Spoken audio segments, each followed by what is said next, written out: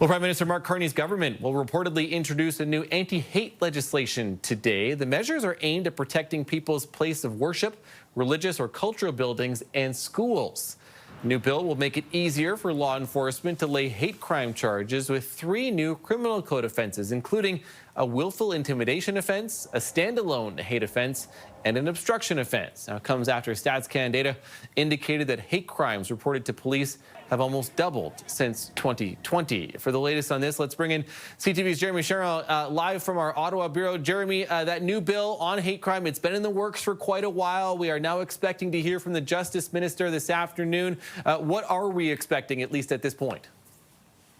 Yeah, look, we're going to learn more details, Matt. To your point, this has been talked about for some time. It was a campaign promise, and it's something Prime Minister Mark Carney, his government have, kind of teased, if you will, or talked about. We'll learn more today. As you touched on, it's expected they'll announce 3 new criminal code charges, 3 additions to the criminal code, if you will. One of them being willful intimidation, as you've touched on, meaning that people will not be allowed to willfully intimidate people from going into their place of worship or, a cultural center. This is a bill that is targeted at hate speech specifically and incidents of hate crimes, but not targeted only at faith groups. It could also be for any identifiable group, is what the language is in this legislation and in the proposed changes to the criminal code. That could mean members of the LGBTQ2S+ community, anybody that is part of an identifiable group. And so, again, the first charge or the first new addition to the criminal code would be willful intimidation, and so you would not be, it would be illegal to intimidate people from trying to enter any of these places. The second would be obstruction, specifically speaking to blocking people's entrances to their place of worship, to a cultural center, stopping people for these reasons from going into these centers that serve identifiable groups. And then the third is perhaps the most interesting one, or the most transformative piece of legislation, or part of this legislation, which is introducing a new standalone hate crime criminal code offense. And this is something that could be added, Matt, to any other offense, I'm told, and could not be, laid on someone alone, but as long as it is triggered by another offense, an offense of hate could be tacked on to that.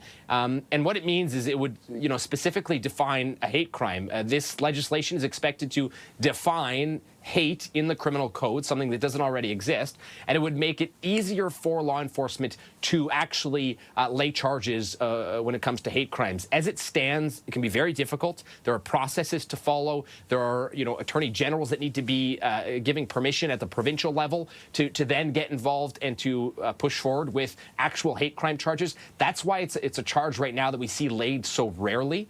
And so the goal here, the government says, I'm told, is to make it easier for law enforcement to specifically identify what could be a hate crime and actually lay charges on that hate crime. So we're expected to learn a lot more about that today in the House of Commons. And quickly, Jeremy, before I let you go, it's clearly been, we talk about the stats and the sharp increase in the last 5 years or so in hate crimes, but there's also the bubble zones that we've been talking about more at a municipal and provincial level as well, right across the country. It kind of feels like this is along that same line of what this bill is going to try to push and try to make law now.